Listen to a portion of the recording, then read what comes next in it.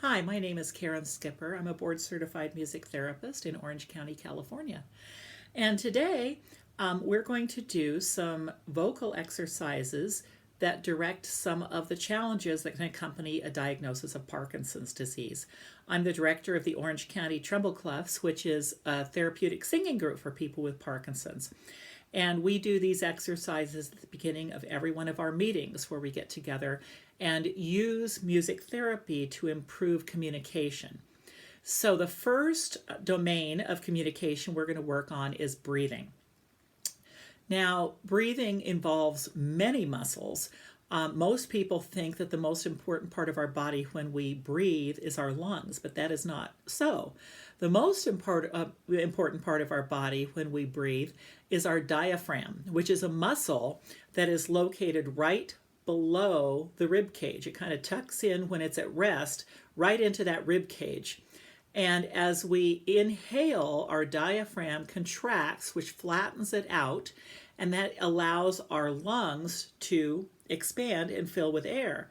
Then when we exhale, the diaphragm relaxes, and that pushes the air out of the lungs. With Parkinson's, since muscles are stiff, as one of the symptoms, it's important to work specifically on the muscles that we need for certain tasks, including breathing. So this particular exercise is to help our diaphragm to stay flexible. So what you will do is you will breathe in through your nose for a count of 4 and try to use your diaphragm, which means that you should feel expansion throughout your core. So we'll breathe in for a count of 4 through our nose, and then exhale through your mouth on a shh. And we're going to start with exhaling to a count of 4. The next exhale will be to a count of 8, and we'll get progressively longer. You need to be sure with your exhale on a shh that you exhale all your air, because that will give your diaphragm maximum workout. So we're going to breathe in through our nose, out through our mouth. Take a big breath. Here we go. And out. Shh. In. 8. Shh.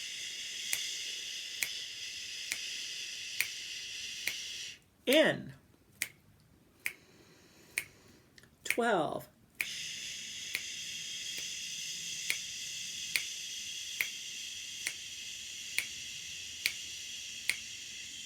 Inhale. 16.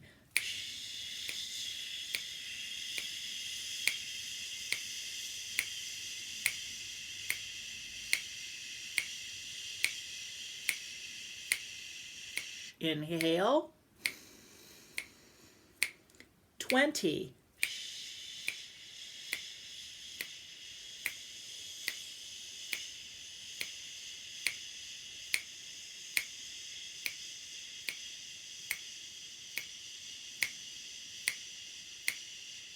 Inhale. 24.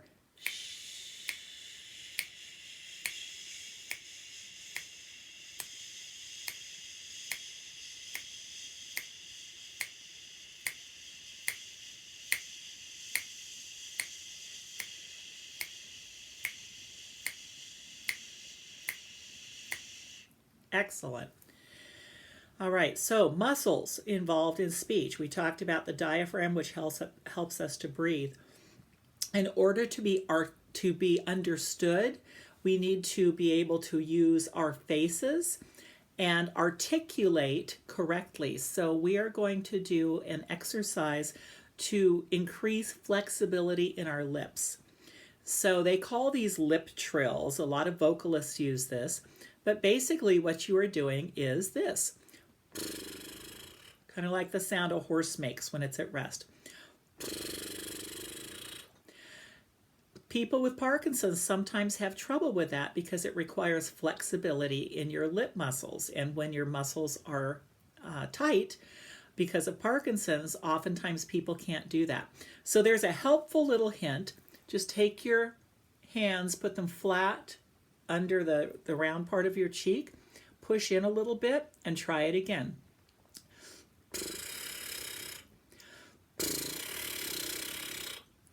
So if that doesn't help, I would recommend just keep trying. Your lips will get more flexible if you keep working on it. But what we are going to do is something called a lip trill, and we're going to siren. We're going to go up and then down, so it will sound like this.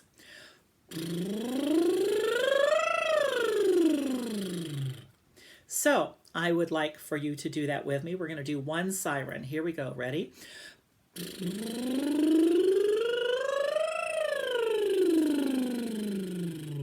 Excellent. Now we're going to do two. It will require more breath, so be sure and take a big breath. Here we go with two sirens.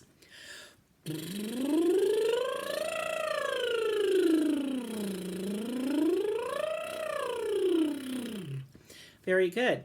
Now we're going to try three. This is a real good breath challenge.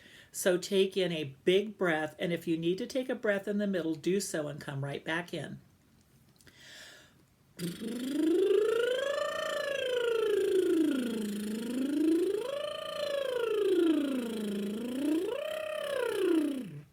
Excellent. And as with most things, the more you practice lip trills, the more movement you will be able to get, more flexibility out of your lips. So I encourage you to practice those, even if you're not singing a tone, just if you're going to be practicing. And the people in treble clefs have said that after practicing, some people who are not able to do that at the beginning of our practice, after a few weeks of practicing that, have been able to do it. So I encourage you, just stick with it. So another problem that can interfere with communication is what they call, and I'm sure you're familiar with it if you have Parkinson's, is the Parkinson's mask. And we joke around in treble clefs that you can, when somebody with Parkinson's feels happy, they look like this. When someone with Parkinson's is sad, they look like this. When someone with Parkinson's is angry, they look like this. And that's because our facial muscles are so important for communication. So we're going to do an exercise that not only will work our facial muscles, but will also work our vocal range. So what we are going to do, and you can see me, so I will excuse my embarrassing looks up front, but I don't think anybody can see you, is you are going to sing Sunshine Prunes. And your goal is to open your mouth as wide as you can. And I recommend to my treble clef singers, try to get 3 fingers into your mouth. If you can get 3 fingers into your mouth, you're opening it widely enough. Then I want you to sing prunes and just scrunch up every muscle in your face. Again, don't be embarrassed. Nobody can see you but you. So we're going to sing Sunshine and Prunes. I will be playing it with you. So here we go. Sunshine and Prunes. Sunshine, prunes. Sunshine, prunes. Sunshine, prunes. Sunshine, prunes. Sunshine, prunes. Sunshine, prunes. Again, the more you practice, the more flexible your face muscles will be. Another thing I've noticed when I'm speaking with people with Parkinson's is their pacing of their speech. And again, that has to do with the effect the Parkinson's has on your brains. The same thing happens when people walk. Often what happens is people will start walking at a pretty good gait, and then eventually the steps get faster and faster and shorter and shorter. Eventually they freeze, which is called festination. The same thing can happen with our speech. And I've heard many people speaking where they start out at a great pitch and then it goes faster and faster, and pretty soon the lips can't take it, and nobody can understand, or they're stuttering. So we have an exercise that helps with pacing. And I'm going to experiment and turn a rhythm on the keyboard I'm using. We'll see if that works. The song that you are going to sing while we are doing this pacing exercise is Super Bubble Gum. And be sure and articulate. Super duper bubble gum. Super duper double bubble, super duper double bubble, super duper double bubble gum. So we're going to try it, putting my beat on.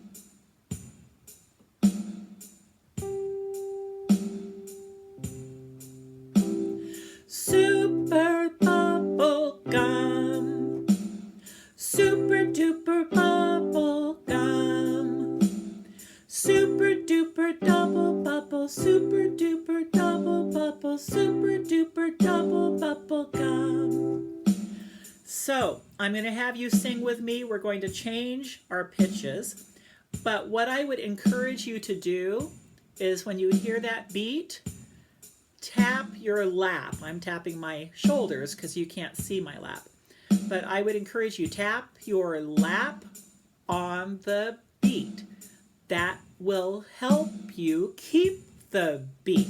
So we're going to start, and here we go. Super bubble gum, super duper bubble gum, super duper double bubble, super duper double bubble, super duper double bubble gum, super bubble gum, super duper bubble gum, super duper double bubble, super duper double bubble, super duper double bubble gum, super bubble gum, super duper bubble gum, super duper double bubble, super duper double bubble, super duper double bubble gum, super bubble gum, super duper bubble gum, super duper double bubble, super duper double bubble, super duper double bubble gum. Excellent. So again, try that. If you don't have a keyboard with rhythm, I would recommend that you download a metronome app onto your phone or iPad. You can even get it for computer. Most of them are free. And I generally use a beat of 50 beats per minute. And that's a very good pace to practice that exercise. Super bubble gum, super duper bubble gum, super duper double bubble, super duper double bubble, super duper double bubble gum. But practice it with that beat and be sure that you are tapping on the beat, because that's the whole purpose of the exercise, is to pace your speech. So another common problem with Parkinson's is swallowing. And in this scary time of COVID-19, the COVID-19 virus is a respiratory virus, which means that one of the side effects can be pneumonia. And for Parkinson's, there are many causes for pneumonia. One of them is a virus that goes to your chest. The other is just simply eating or drinking. And they call that aspirational pneumonia. You're probably familiar with that. But what that means is when you swallow something, instead of it going into your stomach through your esophagus, it goes into your lungs through your trachea. And I have a very, very, very simple technique that every single person on the planet should use, but especially if you have Parkinson's. And I happen to have a bottle of water right here that I'm going to grab. And this is very important for anybody, but especially if you have Parkinson's. When you take a drink of water or a bite of food or whatever it is that you're consuming that you want to go into your stomach, you need to be careful that it goes into your stomach instead of your lungs. And I've mentioned the esophagus, which is the pipe that goes into your stomach. And then the windpipe, as they call it, is the trachea. And there's a little flap that covers the opening of the trachea. It's called the epiglottis. And that keeps food or liquid from going into the lungs when that is covering the trachea. However, with Parkinson's, muscles are weak, and so it's hard to have an effective swallow. So sometimes the trachea is not completely covered, and that's how food or water gets into your lungs. But here's a little helpful hint. When you drink,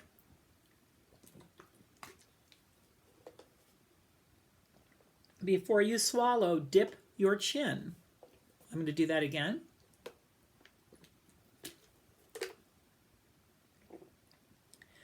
And that epiglottis will naturally fall over from this position, your chin dipped position, over the trachea, in which case it is a lot harder for you to aspirate food or liquid into your lungs. So that's a little helpful hint.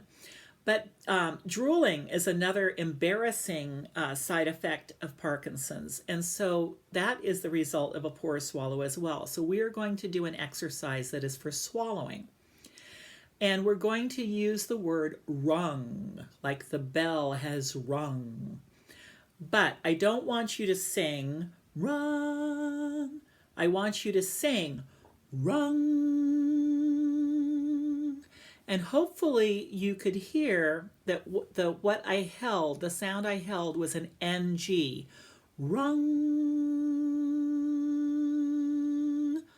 So we're going to sing the syllable rung.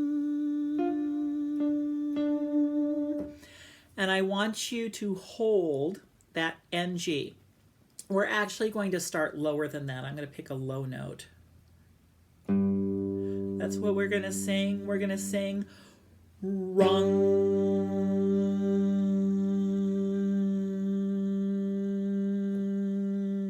Good. Now what we're going to do is this pattern. We're going to sing rung.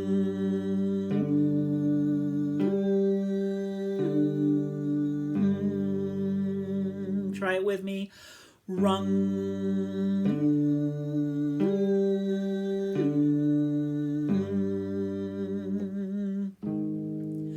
Rung.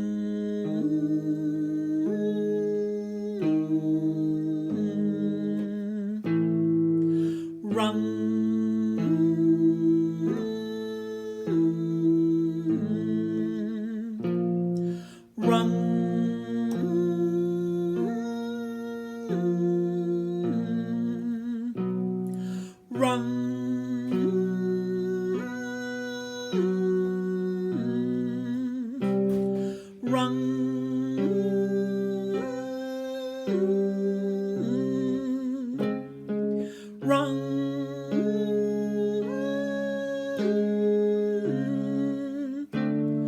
Rung.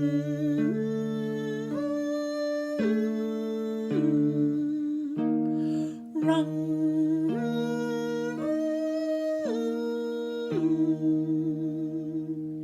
That's another exercise that the more frequently you do it, the better your swallow will be. And don't forget, when you swallow, be sure and dip your chin a little bit. Same thing when you take pills. You'll find it a lot easier. So the last thing we're going to do on this little video is we are going to sing a song. And the song that we're going to sing is one that you maybe have learned as a child in music class. It's called The Happy Wanderer.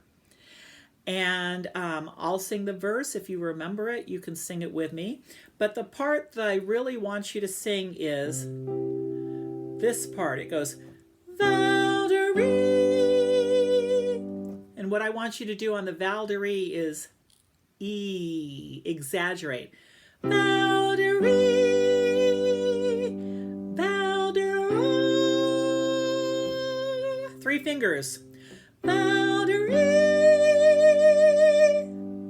Here it is. You saw my shoulders moving. I don't want your shoulders to move. Sorry, you're going to see my stomach.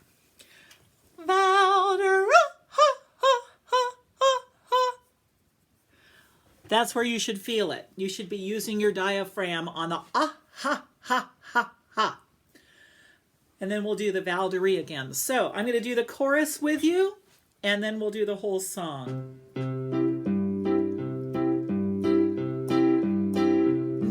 I love to go a-wandering along the mountain track. And as I go, I love to sing my backpack on my back.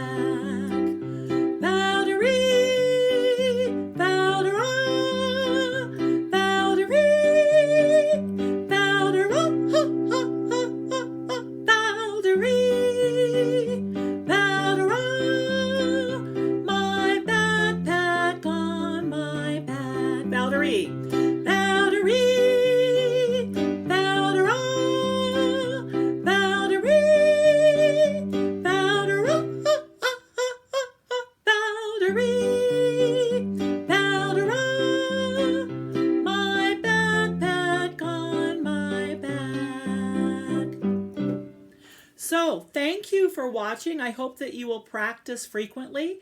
And if there is a therapeutic singing group for people with Parkinson's in your area, I strongly encourage you to join that group. It's very fun and it's good for your vocal symptoms. So be well. Thank you.